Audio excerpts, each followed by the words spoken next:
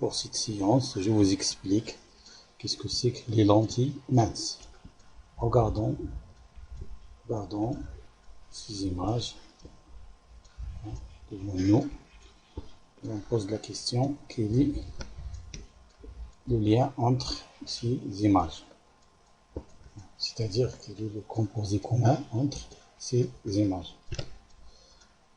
Composé, c'est la lentille. Regardez cette image, illustre une lentille.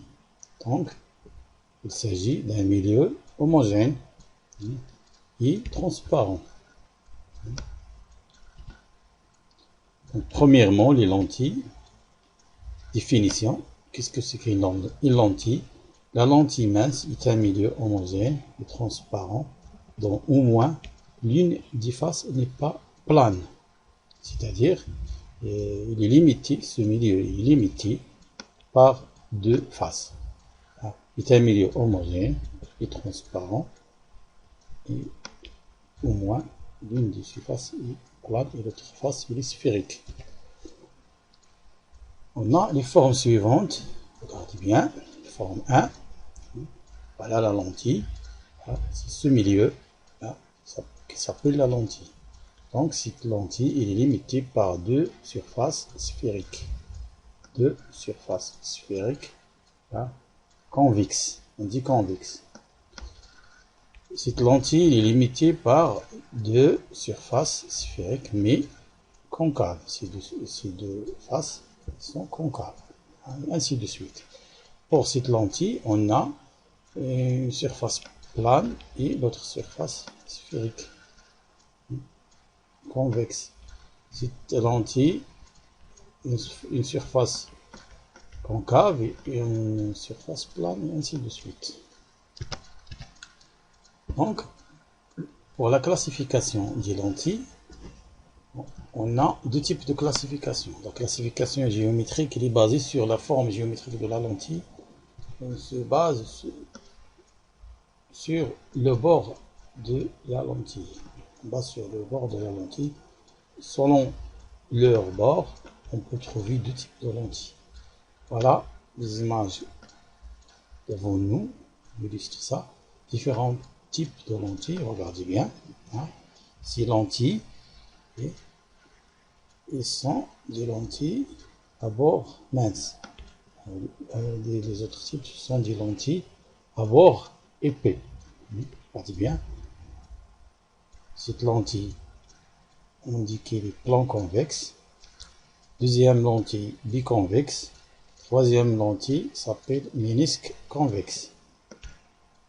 Pour quatrième lentille, les plans concaves. Regardez, surface plane et l'autre concave, biconcave et ménisque concave.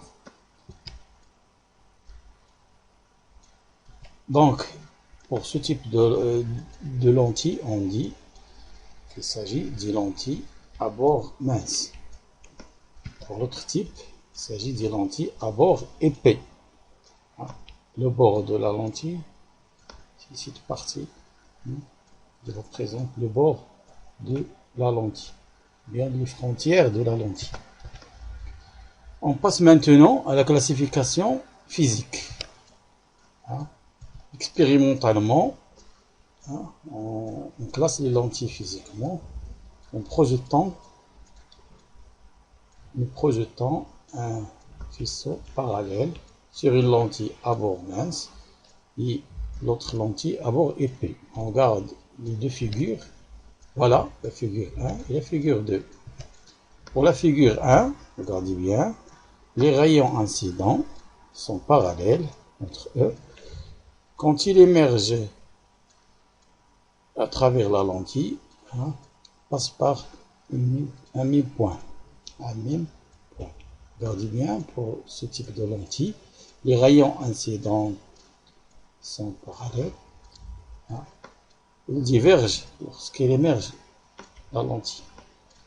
Lorsqu'elle émerge de la lentille, elle se diverge. On dit donc, on observe. Dans la figure 1, les rayons convergent vers un point. Dans la figure 2, les rayons divergent. Conclusion, on dit que les lentilles à bord mince sont convergentes et à bord épais sont divergentes. On a finalement deux types de lentilles. Donc généralement, les lentilles se divisent en deux types.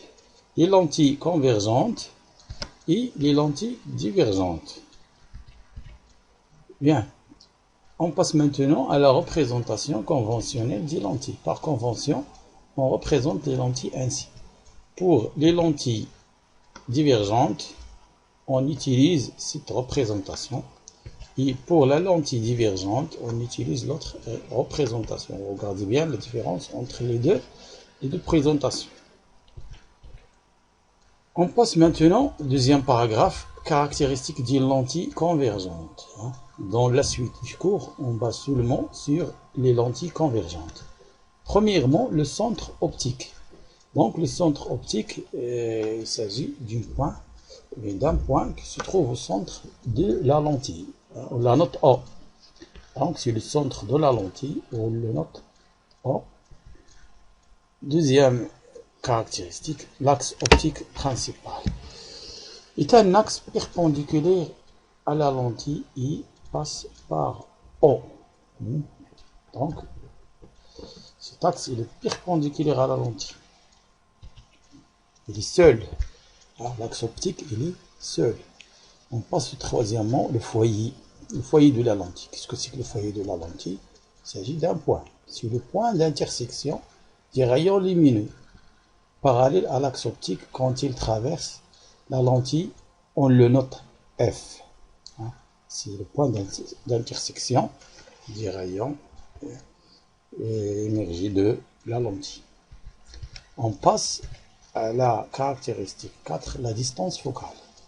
La distance focale, c'est une distance entre le centre optique O et le foyer de la lentille. On la note F minuscule. Regardez bien, pour la distance focale, on écrit F minuscule. Et pour le foyer, on écrit F majuscule. Il y en a des gens qui utilisent ou bien qui notent le foyer en F prime. Mais ça revient au même. On écrit donc F égale à F. Il s'agit d'une distance entre le point O et le point F. On passe maintenant à la convergence ou bien la divergence. Qu'est-ce que c'est que la convergence? On la note C et on l'exprime par la relation suivante. C égale à 1 sur F. Donc c'est l'inverse de la distance focale. Mais la chose importante ici, pour l'unité de C et le dioptrie, on la note comme ça, regardez bien, ça c'est le symbole de dioptrie. La chose importante, c'est de prendre F en mètres. Attention ici, il faut prendre F en mètres quand on veut calculer la convergence C. On prend un exemple comme exercice. On considère deux lentilles L1 et L2 de distance focale respective F1 égale à 25 cm et F2 égale à 100 mm. Regardez bien ici, les distances focales et les distances focaux sont données en cm et en mètres et en mm. Donc calculer la convergence de chaque lentille et que peut-on déduire? Bien, on prend. Premièrement, on sait que C égale à 1 sur F. Pour la lentille 1, on note C1 égale à 1 sur F ou bien 1 sur F1.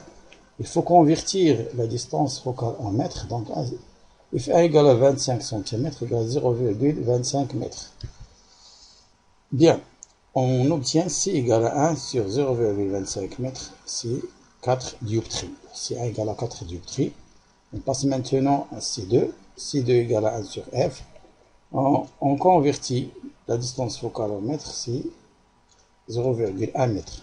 On remplace C2 égale à 1 sur 0,1 mètre, donc C2 égale à 10 dioptries. On compare maintenant C1 et C2, on trouve que C2 est supérieur à C1. Donc, on déduit que quand la distance focale est grand, la convergence est petite. Regardez bien. La lentille L2, rapport convergence C2, supérieur à C1, mais rapport distance focale très petite devant celle de la lentille L1. On passe maintenant à l'image. Troisième paragraphe, l'image d'un objet par une lentille mince. Condition de Gauss. Pour avoir, ou bien pour obtenir une image nette, il faut réaliser les conditions de Gauss. Donc, Gauss, qu'est-ce que c'est? Gauss est un savant qui pose ces conditions. Première condition, les rayons lumineux issus d'un objet, les rayons lumineux d'un objet passant au voisinage du centre optique. Pour que cette condition aura lieu, il faut placer un diaphragme percé d'un trou devant l'objet, ou bien entre l'objet et la lentille. Deuxième condition, les rayons lumineux issus de l'objet sont peu inclinés par rapport à l'axe optique. Donc, pour réaliser cette condition, il faut que l'objet soit perpendiculaire à l'axe optique et il est proche de lui.